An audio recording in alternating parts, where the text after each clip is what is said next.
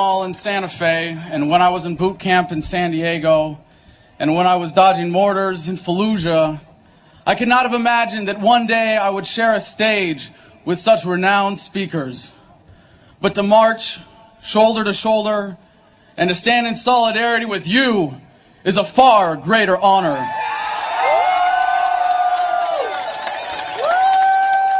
It has been said that when in the course of human events, an oppression so revolts its subjects that it becomes necessary to alter or abolish the means of that tyranny. Is it that time when our Bill of Rights is defiled every day? When our adventures abroad threaten our security at home? When the Federal Reserve keeps our free nation enslaved by debt? When the people of the world tremble under the thumb of corporate imperialism? And now, our nation is drifting dangerously from freedom to fascism. So I have to ask, is it time?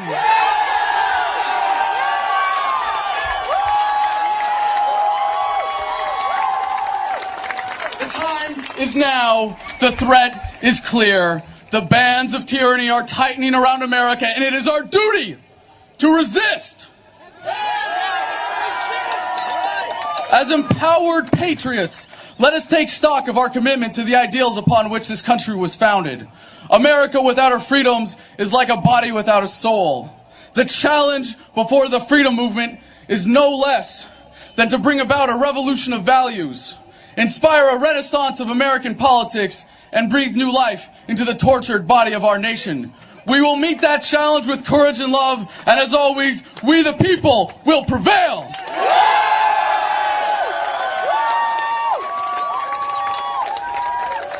To rally the troops of the Revolutionary Army in the winter of 1776, Thomas Paine said, "These are the times that try men's souls. The summer soldier and the sunshine patriot will, in this crisis, shrink from the service of their country. But he that stands by it now deserves the love and thanks of man and woman. Tyranny, like hell, is not easily conquered." As Iraq veterans against the war, we are resisting an occupation we once risked our lives for. We swore to support and defend the Constitution of the United States of America, but we found out the hard way that the greatest enemies of the Constitution are not to be found in the sands of some far-off land, but rather right here at home.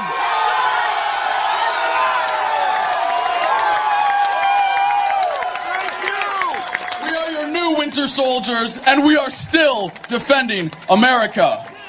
We bring the values, skills, and commitment that make us warriors to the fight before us today. We are working to end the war by strategically withdrawing our material support and inspiring others to do the same. By advocating for veterans, we are empowering soldiers to become successful civilians. With Truth in Recruiting, we are inspiring a generation of young Americans to find a better way to serve their country than dying for empire. And by supporting those who are actively resisting, we inspire further resistance and ensure that soldiers still have the right, as is their duty, to disobey illegal orders.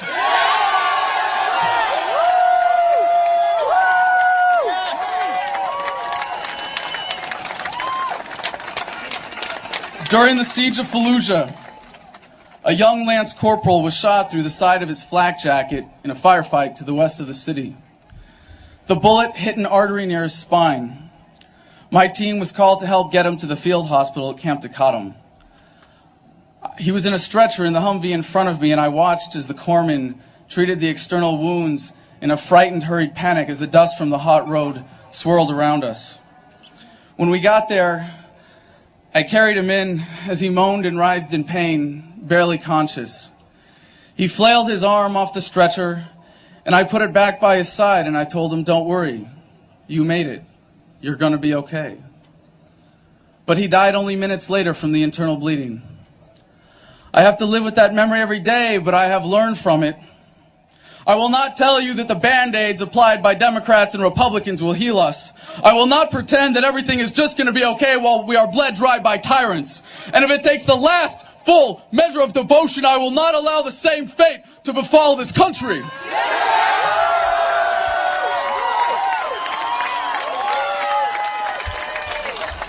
This young movement is getting past the external wounds to the greater evils plaguing this nation. We know that the greatest threat to American security is the current corruption of our government. No politician has ever ended a war. Civil rights were won in this country not by any legislator, but by a movement. I have great hope for America, but it comes not from any election. No, my hope comes from you. Our tragic love affair with the state has led us to put far too much trust in a government that we thought could improve our lives, but has instead come to rule our lives for us. We have become, as a people, like a frightened, battered, beat-down victim of an abusive relationship. A servile, unquestioning, obedient people will always produce tyrants. We must, as a nation, once again, embrace defiance, rebellion, and resistance.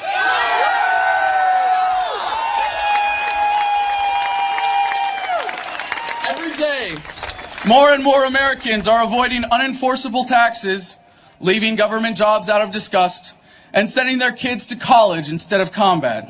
But our efforts as a movement must become unified and deliberate to fully withdraw our support and compliance.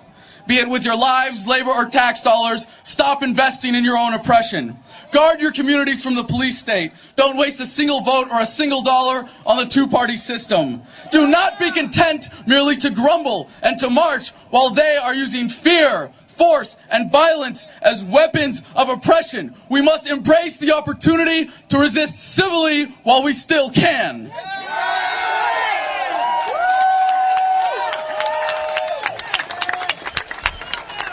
We are compelled to be here for many different reasons, and there is strength in our diversity. As within Iraq Veterans Against the War and Veterans for Peace, we don't need to be uniform to be unified. Take a look at the thoughtful, passionate people that surround you on this field and throughout this country. Do not leave here today without meeting a new brother or sister in the struggle. Take with you the inspiration to share your passion with someone who does not know they are yet part of our movement. Seek out where you can be most effective in the cause of liberty. Challenge our force-fed culture of unquestioning conformity and compliance, and embrace a world that is not defined by the politics of fear, our obedience-producing schools, or the false prophets of the corporate media. As we have been awakened, we must stir the sleeping masses. As the forces of oppression are diligent, so must we toil. As they are committed, we must surpass them. As they step up their efforts, we must rise up to defeat them as a unified movement.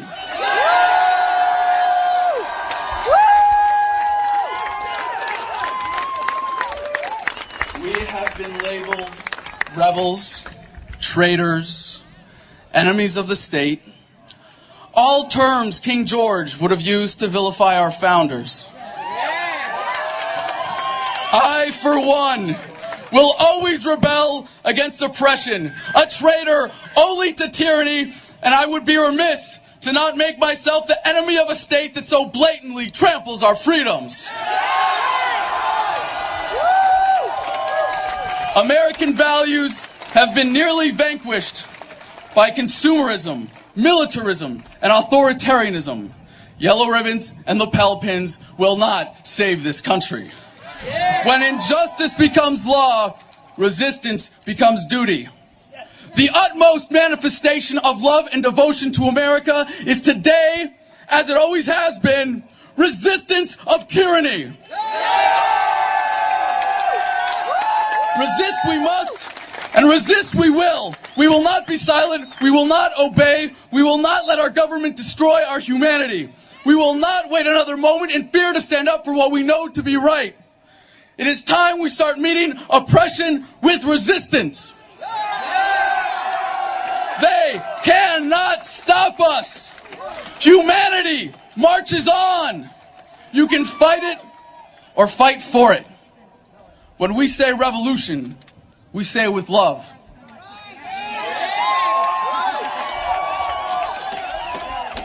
As we march onward from this place where we have pledged to each other our lives, our fortunes, and our sacred honor, let us embrace the struggle, cherish the fight, and live in that love.